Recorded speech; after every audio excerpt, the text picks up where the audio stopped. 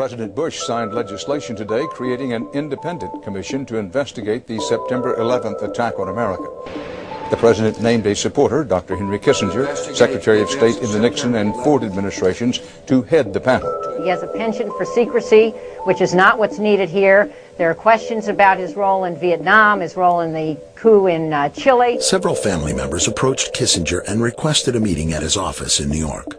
Prior to the meeting, Kristen Breitweiser conducted a thorough investigation of Kissinger's potential conflicts of interest. Probably much to the chagrin of some of the people in the room, Lori asked some very poignant questions. Would you have any Saudi American clients that you would like to tell us about?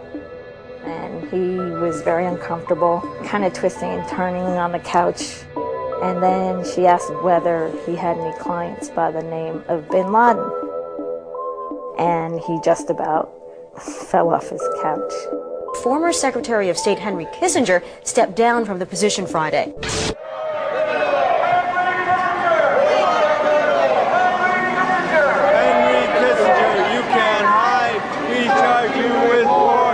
Well, I never like to miss a chance to confront Henry Kissinger, and I don't get that many, because when he knows I'm coming, or when he knows I'm going to be in the area, up till now he has cancelled. That's 4 times now this year. What I yearn for is the chance for some quality time with him.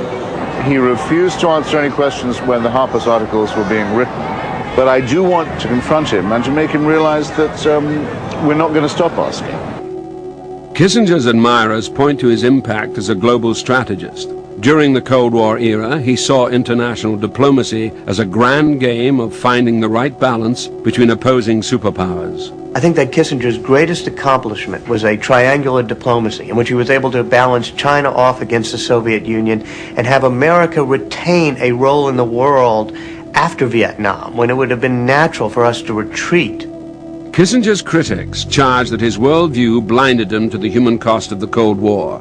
Recently released documents reveal episodes in Indochina, Indonesia, and Chile, where Kissinger may have needlessly sacrificed human lives to pursue strategic goals. That this man could operate at such a horrible level and not get exposed for year after year after year after year, how many people came out against him, is an embarrassment to my profession. I gotta tell you, the dark side of Henry Kissinger is very, very dark. Daniel Estulin has covered the Bilderberg meetings in Europe and North America for more than 15 years. His book, Club Bilderberg, has been translated into more than 20 languages and is a global bestseller. Estulin has photographed many past Bilderberg meetings. Rockefeller frontman Henry Kissinger is always a key participant. The world government, which is what Bilderberg is into by and large, the idea of a one world community, a new world order. The United States, a country which really doesn't understand foreign policy very well in terms of its public, because its public is not all that engaged in the world. Nevertheless, the United States is in a key position to shape this so that the problem of the Bush presidency will be the emergence of a new international order. Within the next 4 years, we will see the emergence of a new international order. The beginning of a new international order.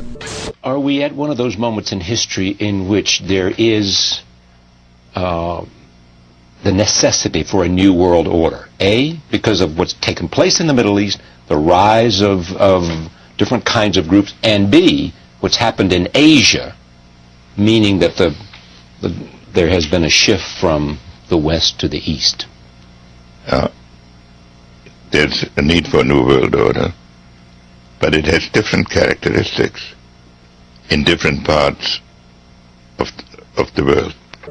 All I'm saying is that we should not look at this current situation from a posture of being paralyzed by the symptoms of crisis. Fair enough. Within the crisis, there is opportunity. But when you talk about a new structure, I'm not sure you've used the term new world order. I mean, what is it? Is it simply a world order that's defined by new interest and new mutuality of interest? That's certainly how you have to start. And I know the view that you start by converting the whole world to our political philosophy. I don't think that can be done in 1 or 2 terms of an administration. That's a historic process that has its own rhythm. Has it suffered a setback, A, because of Iraq, and B, because of the economic crisis? And what suffered a setback? The idea of America leading and building a whole new consensus for a kind of... There are so many problems in the world at this moment that can only be dealt with on a global basis. And that's unique. Proliferation. Energy, environmental. Environment. In some cases, global health. What do you think the most important thing is for Barack Obama? Obviously, you're here to talk about the anniversary for U.S.-China diplomatic relations, but if you had to say this is going to be the country or the conflict or the place that will define the Obama administration, what would it be? The president-elect is coming into office at a moment when there are upheavals in many parts of the world simultaneously. You have India, Pakistan, you have the jihadist movement. So he can't really say there is one problem that is the most important one. But he can give a new impetus to American foreign policy, partly because the reception of him is so extraordinary around the world. I think his task will be to develop an overall strategy for America in this period when really a new world order can be created. It's a great opportunity. There isn't such a crisis. The dark side of Henry Kissinger is very, very dark. In December of 1974, the U.S. government made Third World population reduction a central national security issue. The operation plan, titled National Security Study Memorandum 200, was simply a regurgitation of the British Commission on Population created by King George VI of England in 1944, which openly stated that populous Third World nations posed a threat to the international elite's monopoly of global power. The Kissinger-authored U.S. plan targeted 13 key countries where massive population reduction was called for. Kissinger recommended that IMF and World Bank loans be given on condition that nations initiate aggressive population control programs, such as sterilization. Kissinger also recommended that food be used as a weapon, and that instigating wars was also a helpful tool in reducing population.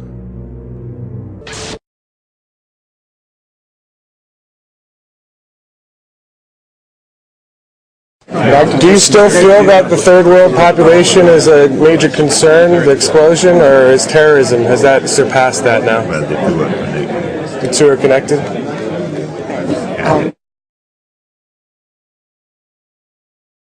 two are connected? Can you tell me what the New World Order is, what you mean by the New World Order? Right back here. It's bound to fail. It's got the North American Union, sir.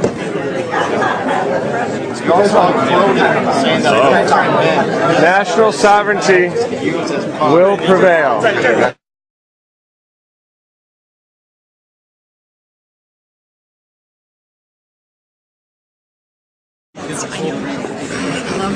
Nice to meet you. Hey, do you feel the AIDS virus is a bioweapon, or do you think it's a natural occurring disorder or virus? The AIDS virus. I don't have any idea. No, nothing to do with National Security Memorandum 200, which calls for immune-ravaging viruses for biological warfare? I've never heard of that national security. You wrote it back in the early 70s. Oh, come on. you need to... National Security Memorandum. Grow up. He doesn't hear. He's never heard of National Security Memorandum that he penned as National Security Advisor under Richard Nixon.